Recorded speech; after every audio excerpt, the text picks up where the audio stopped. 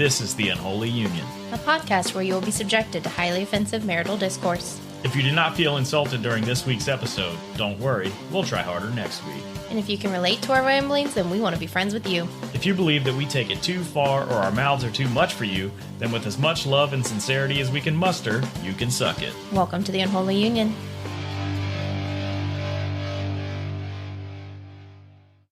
All right, this is technically take two because my mic was not on, and we recorded about 15 minutes, and it sucks because I thought it was good. I was on a roll, but anyway, we are back from a 5-year break. Woohoo! 5 years. Thanks to Anchor. Anchor's app is amazing. It makes everything very simple. But anyway, I'm a little hurt about this right now. Me too.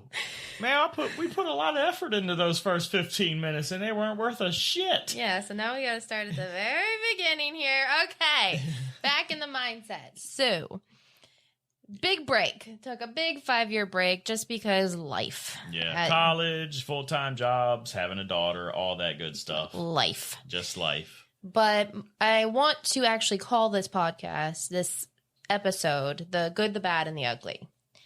And I kind of want to do it in reverse. So I want to start with the ugly. And in that ugliness actually happened in the most recent years, past, year and a half? Yep. And it really affected not only just you, Russ, but also our family, and it's been a long journey. So I want to make sure that we really hit on this because I think it could help others should they happen upon us and hear your story. So with that, the ugly. Yeah, so anyway, I'm just going to jump and kind of shorten this thing up because it's a ginormous story. Fair enough. I could spend days talking about this, but I started a new job. The new job gave me a pretty significant panic attack. I was rushed to the hospital on my second week at this job, and that just snowballed into me being diagnosed with a generalized anxiety disorder and a pretty significant case of OCD. The OCD caused me to hospitalize myself, what was it, for like a week or something like that? Like 4 or 5 days. Yeah. And it was the weirdest mental breakdown I think that I've ever had. It was unbelievable. I felt like I was lost and trapped in my head. I could not get out. Absolutely. Yeah, and my whole family was not torn apart because we're all together, but stronger together. Yeah, we're stronger together now, but it was just looking back on it, it's a thank God for my family. I couldn't have made it without them for sure. There was no way. Absolutely. Well, I think through that journey, there were some things that we learned, about the whole mental health stigma in general. Yeah, it's a pain in the ass to get a psychiatrist. That'll fucking see you. Yeah. I mean, we call it camp. So anytime you hear us refer to Russ going to camp, was one of the times that he was in the hospital long term. So long term being the 4 to 5 days. Yeah. So anytime you hear us say camp, that's just the word we use. Makes it simpler to try and explain to our daughter. So when Russ was at camp, he came out and we were trying to find people to help us to do therapy, from talk all the way to medication, and just trying to figure out what our next steps are, how to get through this. It's hard. Yeah. And just to be clear, coming out of camp, I really didn't have an idea that I had OCD. I was just pretty much diagnosed with anxiety. So, which technically OCD was a form of anxiety, but they're starting to restructure what that looks like. I don't think it's classified as an anxiety disorder anymore. But I mean, I could be wrong on that. No one quote me on anything. Right. This is specific to our experience, your experience. But I want to make sure that people hear it and understand, that there is help out there, however hard that may be. Yeah. And regardless of what your diagnosis is, there is hope. Oh, yeah. You can get better. Yes. I mean, coming out of camp, I was trying to find a psychiatrist. I didn't do the exact thing that the doctor at camp told me to do. So this psychiatrist said, no, I'm not going to see him. He didn't listen to them. And what they asked me to do was, to me, it was extremely silly. I know I'm not a doctor. I'm not a professional, but it was a social worker telling me, like, you need to go do this group therapy for another 5 days and pay another big chunk of money. I'm like, look, I have anxiety. I'm not doing what I just did here again in a week. Right. I'm not going to do it. So I felt like that spot should have been for someone that was in true need of seeing and having group therapy. Right. Someone who didn't necessarily need camp, but needed more than just once a week therapy. Yeah. Right. And then just searching around for someone who accepts our insurance. I was like, what the hell is this? Right. It's like, okay. These people have payments of $200 a pop just to talk to them for an hour? No, I mean, it's even less than that when you're talking about a psychiatrist. Psychiatrists talk to you for, I think the onboarding, they say an hour, but my first psychiatrist was, I'll talk to you for an hour. It was like 17 minutes. I'm like, what the fuck? Mm-hmm. You're getting this much money? And I talked to you for 17 minutes. And this was my onboarding session. You didn't even listen to me. But we are very blessed that we went through insurance and it was co-payments for the people that we found. And other people don't have it like that. And I really hope that everyone knows that there is help out there. Yeah. You can get help. And you know what? For all the pain in the ass that COVID is, I feel like it's opened up a lot of opportunity for you to go see someone else, even if it's through your phone, just telehealth. It's amazing what has opened up for me for my treatment. Just because we can't go into a doctor's office. I mean, I can see people from 15 states away as long as they're licensed in my particular state, which is pretty cool. And take your insurance. Well, I mean, honestly, the OCD therapist, I haven't found one that takes my insurance. Has been in network. So we have had to fork out hundreds of dollars every week.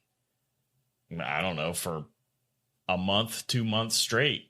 And it might be like 4 months, I think, because OCD treatment is brutal. Absolutely. So, I mean, we can talk about that later. I don't want to get too deep into ERP and all that shit, unless you think it's a good idea. Well, I think we can bring in a little bit at every episode, but for the moment, I really wanted to point out that we've been going through this journey. It's been almost a year and a half now. And you are at a point where you wouldn't recognize yourself a year and a half ago. No. There is hope. For sure. And I was afraid to take medication at the beginning of this journey, but honestly, obviously get yourself a good doctor and don't be afraid to switch doctors or therapist. Or medication for that matter. Yeah, whatever. If your doctor doesn't listen to you, just try to find somebody else. I'm just saying. I had issues multiple times. At the beginning of this thing, I was going to talk therapist, and any research you find, talk therapy is the complete opposite of what you're supposed to do for OCD. It actually makes it worse. So these people that I was doing talk therapy with, I was telling them my symptoms, yet they weren't saying, hey, you have OCD. You might want to go see an OCD therapist. Right. That's super important for someone with OCD or any type of, mental health. Just make sure you're going to somebody that specializes in the mental health condition that you have. Absolutely. And don't be afraid to ask questions or tell them how you feel. It pisses me off, honestly. I went through like 4 or 5 therapists before I started my own research, which is awful for OCD, by the way. Don't do research. Compulsive research. I went through 4 or 5 therapists before I was like, you know what? Let me Google this because this shit ain't working. And finally figuring out like, hey, I have harm OCD. Holy shit. I need to go to an OCD therapist. And I got diagnosed with OCD, and it was, at first I was in denial. I'm not going to lie. Like, I didn't want to have it because it's a lifelong condition. I went through that phase like, no, I don't want to fucking have OCD. It's just a phase I'm going through. I'll get over it, blah, blah, blah, blah, blah. No, I got OCD. And the faster you accept it, the quicker you're going to heal, honestly. Quicker you will learn to heal. Yeah, you'll figure out like, okay, I have OCD. Now is the time that I got to focus on my ERP, my exposure and response prevention therapy. That's a fun one. So, yeah, all of that to say, a year and a half ago, we went through a really dark time in our family, and it's called OCD and anxiety. But from where we were to where we are is night and day. And that is thanks to some really great psychologists out there and some really great psychiatrists out there, and just a great support system for us. And I really want to put this out there that you can get help. There is hope, and that there is a stigma around mental health. Yep. It's there. I get it. Trust me, we felt it. But we can break the stigma. We can break it and say that mental health should be the same as physical health. Yeah. And we kept just getting as that. important. We kept getting that analogy. Every person we went to, that it's easy to fix a broken arm. It's harder to fix anxiety because you can't see it. Yeah. So breaking the stigma really starts with people understanding what they're feeling and seeking help. So I'm going to put it out there, the suicide hotline. If you need it, please contact them. If you feel like you have nowhere to turn and need help, you don't have a support system or don't know where to even start on your journey, call them, 800-273-8255. That's the suicide hotline. And I hope you get the help you need. And please, please, please remember that there is hope. There always is hope. Nothing is hopeless. I know it's hard to say that, especially when you're in a moment of crisis, but I was there. I mean, I was to the point where I'm like, I can't live like this forever. If I don't get better soon, I got to figure something out. It was an awful place for me to be in. I knew it was wrong, but I was so afraid that every day I was going to wake up in fear, and I couldn't leave the house. It was just fucked up. Just know that you can get better. I got better, and like I said, I was pretty bad off. But just know you can get better. That's all there is. I know it's hard. Just try. Don't give up is all I'm saying. Absolutely. Well, on that heavy, heavy note, yes, all that was the this ugly. This podcast is supposed to be fucking funny. What the hell? It's been 5 years. We got a lot of shit to get through. Well, you know what? Hang on, though. So when I was in camp, there was quite a few, I'm in camp, and AKA a psych ward. So I saw lots of shit. Oh, we're really going to go there? Oh, yeah. All right. Yeah. I'll let you go. Go ahead. A nurse caught one of the, what do you want to call them? Tenants? Camp goers. Of camp. The tenants of camp, they caught one of them jerking off in the room. So the nurse said, hey, dude, you can't jerk off because there's other people around. I mean, because these rooms, they're 2 or 3 people in each room. So and nurses coming by every 15 minutes. Yeah, the nurses are walking by with their computers, making sure everybody's, either in their room or they're accounted for. Well, she said, dude, stop jerking off. There's people laying around you. You can't do that. You can't do that outside. So what the fuck are you thinking? These people don't know you. They're not your you can't do it randomly in your house with other people in it either. Well, that's that. I don't know about that. Prove me wrong. Change my mind. Well, I'm not doing it right now. But so she told him that this dude got fucking pissed. He got so mad that the nurse ran. They have like this central station in the whole building, right? It's bulletproof glass. I don't know why they got bulletproof glass in there. Who knows? I mean, they fucking wand you and They've everything probably when you get seen in there. some shit. Yeah, I know. I don't know how you smuggle anything in there. They got metal detectors and shit. Anyway, he ran after her. She locked herself into the central control room. They called security, blah, blah, blah, blah, blah. Well, he calmed down eventually. And then we went to eat. I think it was lunch. We all went to lunch. We have to line up. I mean, essentially, it's prison. I mean, I'm not, like I said, I'm not trying to down talk it. It is what it is. It helped me at the time. It was scary. But anyway, we were in line, and this dude comes in there, and he is still fucking mad. He's fucking pissed. It's He's been got like blue balls. What do you expect? it's been like an hour. And he's like, y'all motherfuckers don't be telling me not to fucking jack off. It ain't against my fucking religion. He's yelling. I am losing my shit in there. I am laughing my ass off. And everybody else is dying laughing. I mean, it was fucking funny as shit. I mean, that was just one of the stories. I'll just leave it at that because I'm gonna butcher the other one. I know I will. It's been a while, so Yeah. But I mean, like I said, it was rough going there, but I got the help that I needed, and I did get to see some funny shit. Silver lining, right? It's not funny. I'm not gonna say it's funny, but that was pretty fucking funny.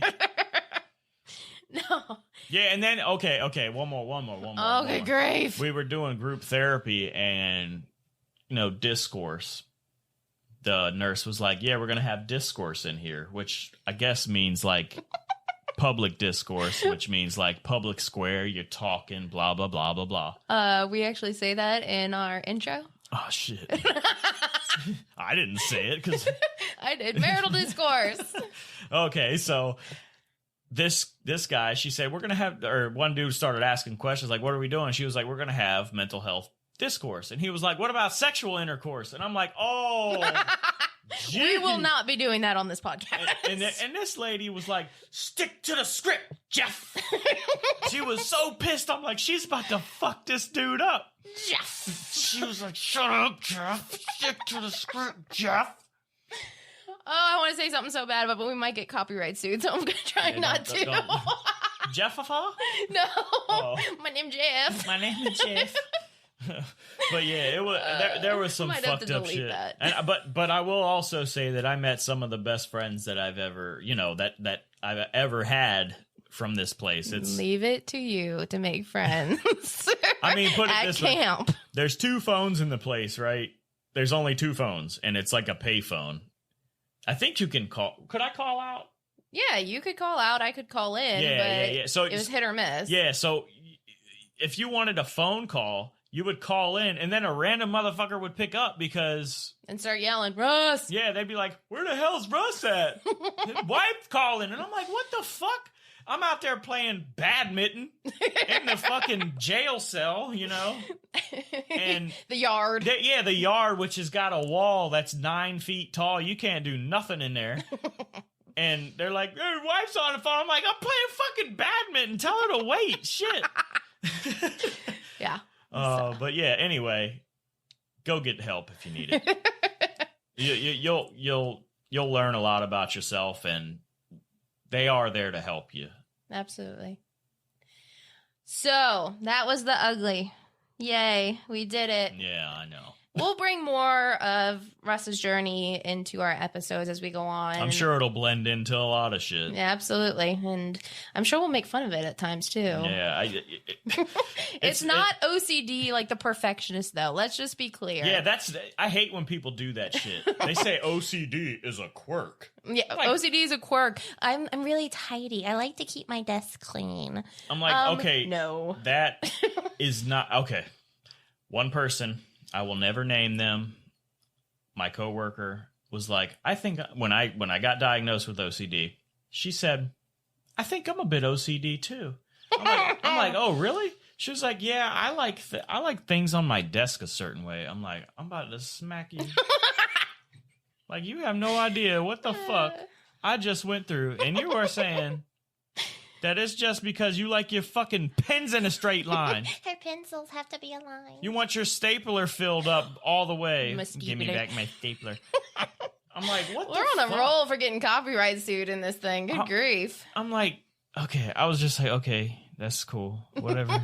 You just please leave me right now. Because Stop talking. I seriously was in the hospital for 5 days over this shit, and you think because your fucking eraser isn't stacked right, That's what sent you to the hospital. Yeah. My Somebody stole my stapler. excuse me, new boss. My mouth's battery's dead. I couldn't take it. But yeah, if somebody tells you they got OCD and they're just like, yeah, I like to look back at my door and make sure it's shut, smack them in the head. Well, I don't know about that one. That one. No, if they can do it once and walk away, they're not OCD. Okay, fair enough. Okay. So there's just to explain a bit further, good grief. there's a ton of different styles of OCD. You got contamination OCD where these Howie Mandel. Huh? Yeah. Mm-hmm. I don't know. Was he that? Yes. Oh, okay. He was contamination. Yeah. He didn't want to shake hands with anybody on Deal or No Deal. Yeah. I mean, yeah. He shaved his head because of that. Yeah, but is that just because he's afraid of germs, or is it because he's OCD? There's a difference. He could be afraid that he doesn't want to get. We will call him and ask him. Yeah, we'll invite him as a guest. Ooh. If this ever gets bad. Yeah. Well, it'd be interesting to compare OCD. Well, the reason why I say that is because people with contamination OCD, they will take showers for hours a day because they cannot get clean. Right.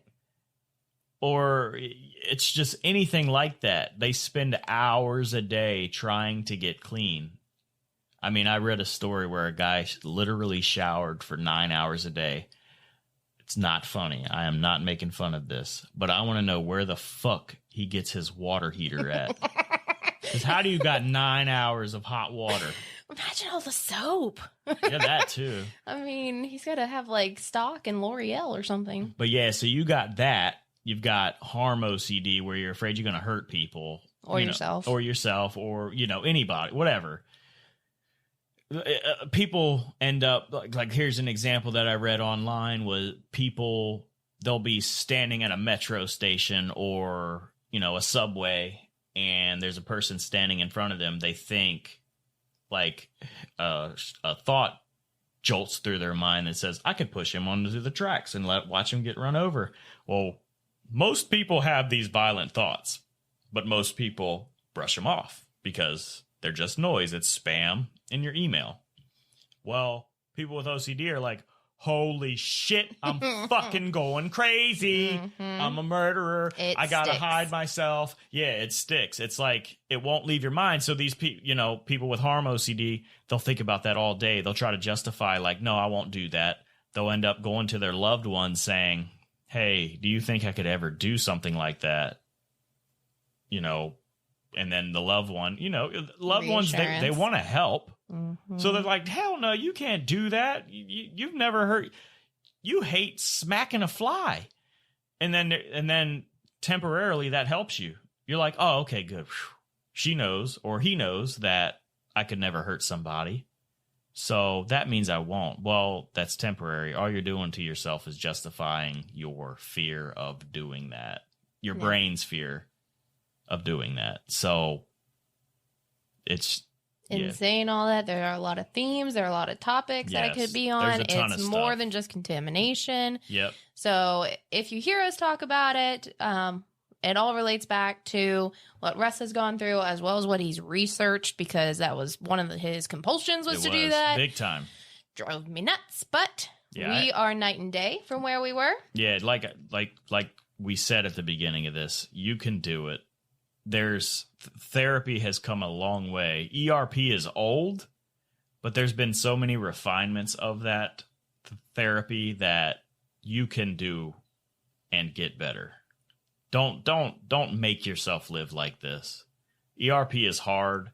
If you read about it, it's going to be terrifying. I'm not going to lie to you. ERP is probably one of the hardest things you will ever do, but the payoff is so big, and it's important because you get to live normal. You know, I mean, I'm not going to say that you're guaranteed to get better, because no one's guaranteed to do anything, but you can, and you most likely, in my experience, will get better. And I have found that I've even gotten better after my ERP is over because of all the lessons that I've learned while being in therapy. It's like you take those skills and you translate it into life. So you're walking down the street, just as an example of the subway guy. You're walking down the street, you see that guy in front of the subway, your mind says, yeah, I'm going to push that motherfucker on the subway tracks. You're like, all right, ERP time. You start just, instead of harping on that, you start finding ways to stop that compulsion, as in rumination. You stop trying to justify to yourself that you would never do that. You just keep living, essentially. I like that. Keep living. Keep living. Yeah. Keep you living. just got to keep living. You don't want to live like that forever. I mean, just go get that help, you know. Absolutely. Break the stigma. Break the stigma. Break the stigma. And you just fucking, I don't know. I want everyone to get help if they ever feel the way that I did. Like I said a million times, it was the most scary thing that I've ever dealt with. I felt like a prisoner in my own mind. I was like, what the fuck? Like, everybody looks at me and they're like, this dude is a happy, you know, outgoing, crazy motherfucker. Mm-hmm. He's always making people laugh, blah, blah, blah, blah, blah. Well, inside I was losing my shit, you know? Yep. That's what's weird about mental health is if you don't tell people or you don't show signs, no one knows. Absolutely. And my doctor did say that was pretty good. Like, yeah, a broken arm is easy. Right. You know, but trying to fix the most complex part of your body, which is your freaking brain. Which we know barely anything about. Nothing about. That's hard. Absolutely. So, all right. So what are we doing? What about the bad? Yeah, Are you ready? Yeah, I think. Are you ready? I told you I could talk about this shit for days. I understand. Okay, so the bad. Yes. It's always tough to talk about family members who have passed and friends who have passed. And in the past 5 years, we've had a lot of that. In the fast path. Really? I mean, you It's walked. been 5 years, okay? You walked right into that shit. You can give me a break. You can't. How many times did it take us to do our intro, redo our intro? Well, I mean, we had a cat walking all over the freaking mixer. Our daughter was playing on a fire tablet and making all kinds of all crazy that to noises. come in the good. Yeah. yeah. This is not a bad thing. I'm just saying it took us like 9,000 takes to freaking make our 5-second intro. Again. Because it's nice now. Yeah, it's got guitars and drums. We're fancy now. Okay, so losing our family members and friends. I mean, that's over the past 5 years, and they are gone but never forgotten. I think something that has hit a lot of people most recently again is COVID. Yeah. So COVID is the big bad of 2020 into now 2021.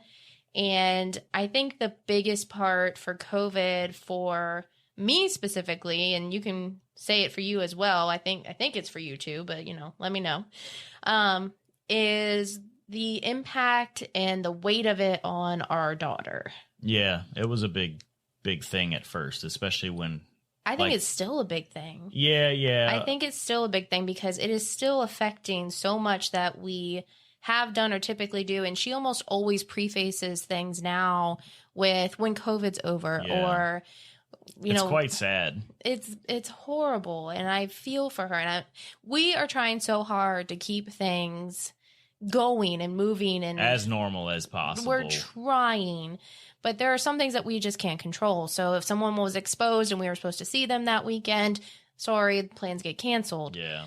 I mean, it's really hard for she's now 6 years old, for a 6-year-old to understand that, though. Yeah, and right. On top of it all, the way that she has to do school now, all on a freaking laptop, wearing masks, and she can't be near her friends or her teachers. Yeah, I mean, like your teacher literally can't come over to you and point at the paper and say, all right, look, this is how you do this problem.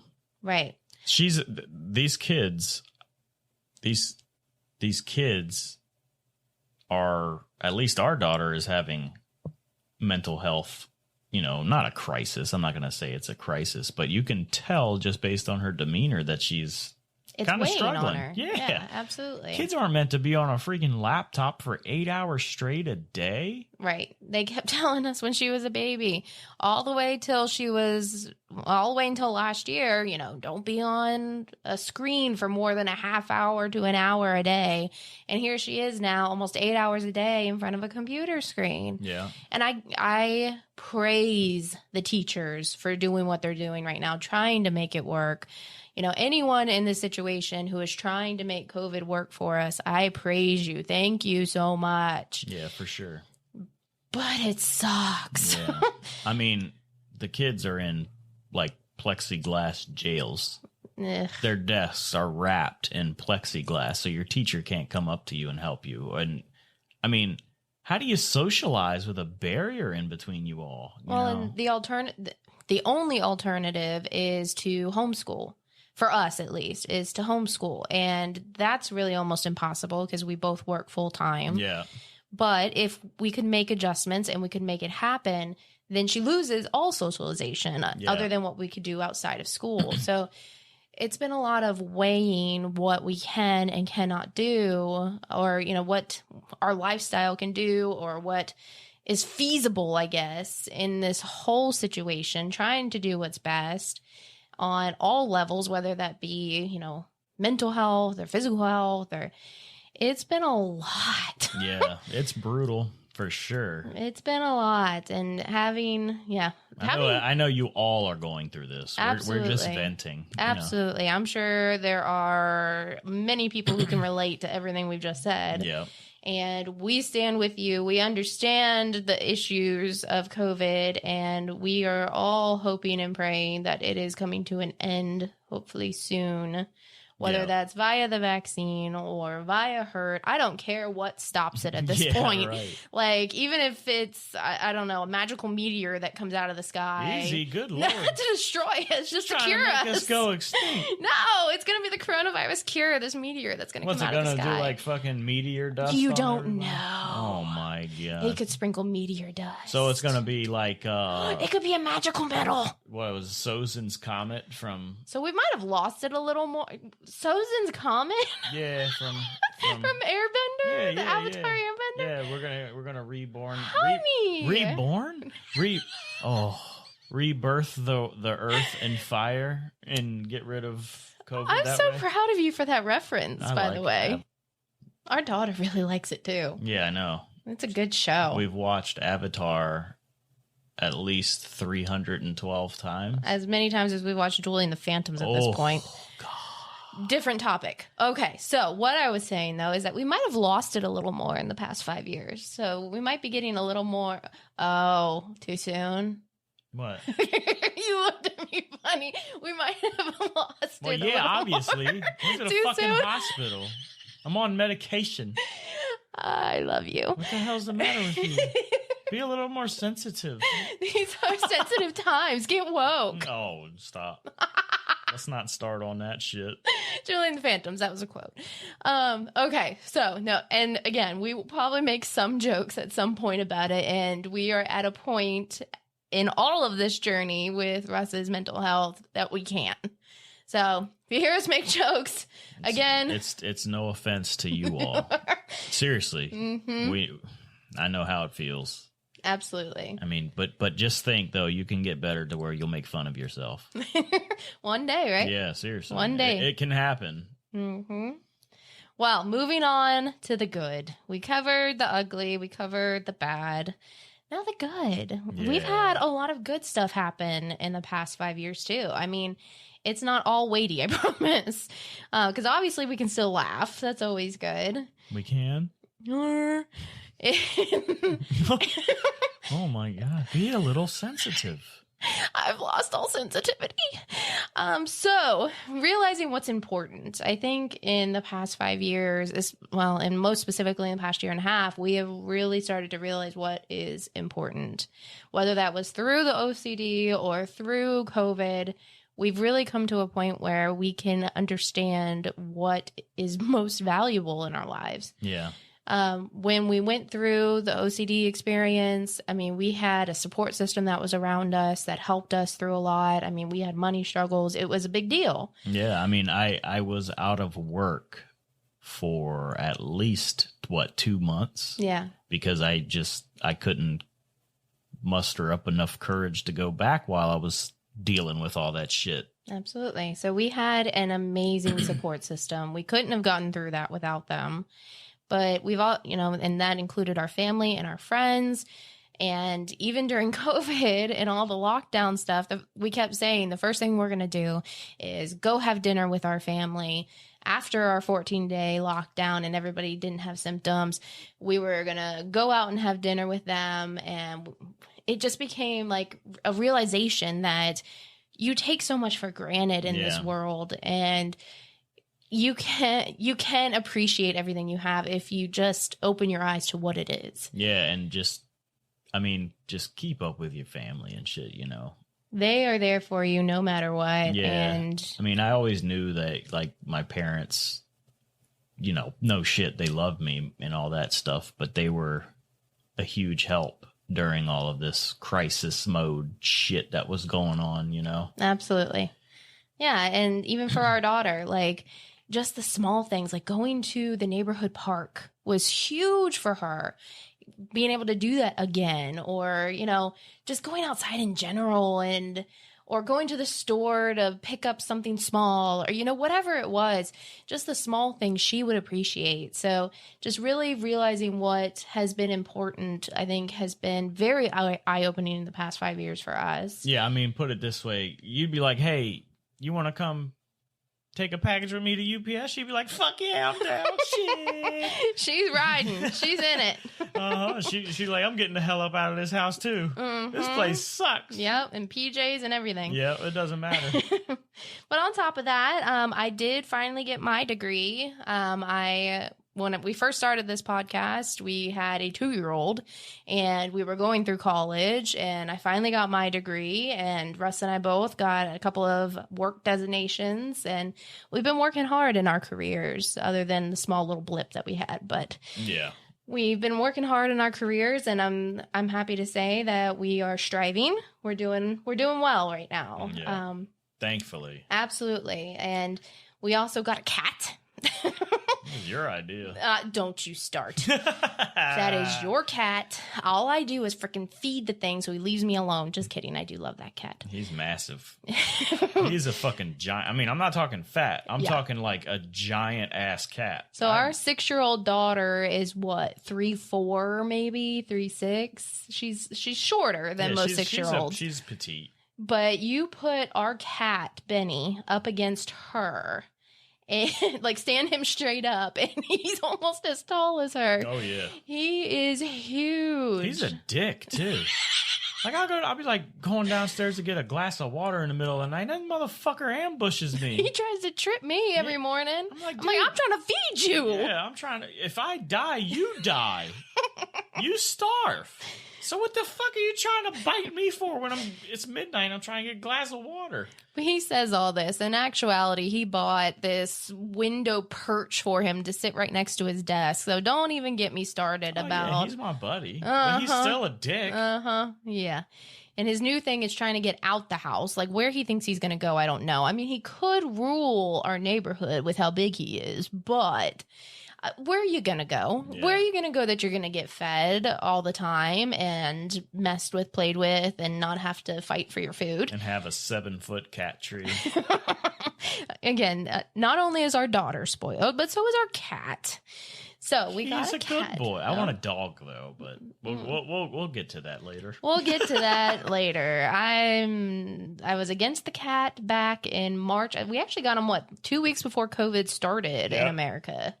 So yeah, we've had him for almost a year now, and you'll hear stories about him too, I'm sure. And I don't know if it's a COVID thing, but I went to PetSmart the other day I think it was just to get him some toys and spoil him. And I noticed there was only one cat there. I don't know if COVID is causing people to want like a companion at home. Well, yeah, no shit. Or if because COVID I think it can transmit to cats, right? Yeah. Or if they're trying to almost put them in lockdown too and keep them, 6 feet of separation as well. I mean, you can't really give them a mask and stuff. They'll fucking rip that shit kitty mask. I'm about to invent that shit. We should see if we can get one for Benny. Yeah, right. That would be hilarious. Yeah. Just trying to harness him has been fun. Yeah, we're trying to take this cat for a walk. He's like, man, what the fuck? I'm a cat, man. One of your many splurges. Yeah, I know. That was that's a problem that I have with OCD, that I try to keep my mind a little bit busy all the time. And I end up going, ooh, shiny. Ooh, shiny. Piece of candy. And I'm like, bye. Yeah, it's been kind of fucked up, but I'm trying to get better about that. One step at a time. Yeah. I mean, if that's all we have to worry about. Well, it's kind of a big deal. Well, okay, financials are a big deal, yes, but I will take that over where we were any day. So. Well, and honestly, I've been able to kind of tamper that back. I've been really into Bitcoin. That'll be a topic for another day. But yeah, I got really into Bitcoin, which obviously you spend money to buy Bitcoin. But I just like researching like the whole ecosystem of Bitcoin, what they're doing for it and all that stuff. Like Lynn said, we'll get to that. Because that could... I could talk for days about that shit too. So we're going to give you your own episode all about OCD and Bitcoin. How about that? You can have your whole episode all about that. No. And I will go to sleep. Okay. So the other good thing is our nephews. Yeah. We are blessed with 2 nephews now. One is, he'll be 3 in a couple weeks, and the other will be a year old, or just turned a year old. So our daughter now has some playmates. Yeah, which is another giant blessing in times like these. Absolutely, to have cousins for her. We do at least weekly visits with them, just to. So long as everybody's healthy. Yeah, disclaimer. Exactly, and just to get everybody, all the kids out there and socializing as much as possible. Yeah, and keeping it in the family. That's kind of weird. Sounded a little weird. Yeah, you from fucking West Virginia? All kinds of copyright. Okay, so all kinds of what? Copyright. 5 years. Okay, it's been 5 years. I need to dictate a little better. But our nephews, they are blessings, and we call one of them Wreck-It Ralph. Yes, he is constantly on the go, and I love this child because literally he can fall down and bash every part of his body, and he gets up and just keeps moving. Yeah, I mean, he'll be like, ow, and then just run and hit his head again. I'm like, what the fuck? What are you made out of? I want him to be my spirit animal because I need that mentality. Like, get back up, brush it off, and keep moving. Yeah, like, it's crazy. He is amazing, his resiliency. I mean, he was jumping off the couch because our daughter was doing it. Our daughter is double his age, right? So she's got a little bit more coordination and stuff. This dude would jump off the couch and land on his fucking head. I'm like, and do it again. What the fuck? How are you doing it? And he'll be like, oh, and then he'll get right back up and fucking, he'll like swan dive off the couch onto the floor. I'm like, oh, you didn't. Yeah, you didn't learn your lesson the first time, and he'll do it again. And then he's like, hey, it's fucking funny. He's hilarious, and I am so happy that our daughter has him to play with. Oh, yeah, for sure. He's a good dude. And then our youngest nephew is just turning a year old, cute as can be. Yeah, the other day I lost my ass on GameStop stock. And I was like, I lost like $800 on GameStop stock. This dude is less than a year old when I said that to him, right? And he goes, ooh. I'm like, what the fuck? You already know? He is so interactive, and it's just hilarious. He doesn't talk, but he knows how to react to somebody losing their ass on some fucking stocks. Yeah. So again, you'll be hearing all about crypto and the stock market and all that. No, you're not gonna hear no more about stock market. Fuck the fucking. Okay, that's how we feel about that. Got it. But I want to close out today with saying that through it all, Russ and I have gotten a lot stronger. Yes. Our family is a million times what it was in its own resiliency. And I think through it all, through OCD, through COVID, through all the good stuff that we've also had, been blessed with, we have become a stronger family. And I hope that is reflected in these episodes. Yeah. I mean, that was just a total life changer. I mean, honestly, I'm not even going to say it was for the bad. It kind of taught me a lot about myself. It taught me what to appreciate, it's crazy what a brush with something like that can do for you. Absolutely. Yeah. With any of it. I gained a lot from going to the very brink, It's crazy how that stuff works. That's why you need to get help. So if you have issues. To say all that, like Russ said, going through it all, it may have been bad, it may have been ugly, and there's even some good in there, but that's life. And at this point, we're learning to appreciate as much of it as we can. And I'm sounding so fucking sappy. It's kind of grossing me out. But she's crying a little bit on the inside. That it's life. You find the good, the bad, and the ugly, and you move through it, and you learn from it, and you become a stronger person for it. And I think that has happened for us. I think that's happened for me. I think that's happened for a lot of people in our family and our friends who have been affected by any of the stuff that we talked about today. Yeah. And I really hope that we can bring this podcast back and show how much growth we've had as people, as individuals, as well as a family. Yeah. And don't think that every podcast is going to be like this.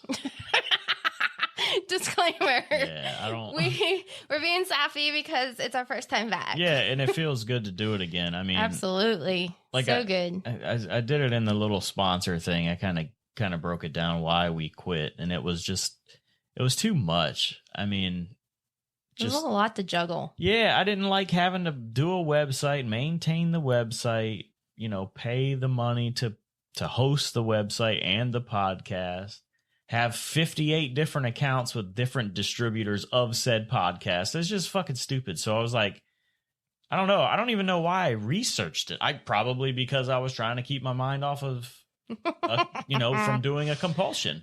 Excuse you. And is podcasting going to be your compulsion? We need to talk. No. I see you. And we found Anchor, and it does everything for you. Anchor, you're welcome for all this sponsor talk. Treating us right. Well, I think that leaves it for today. Russ? I'm good. All right. We're back. Bye, meow. Later.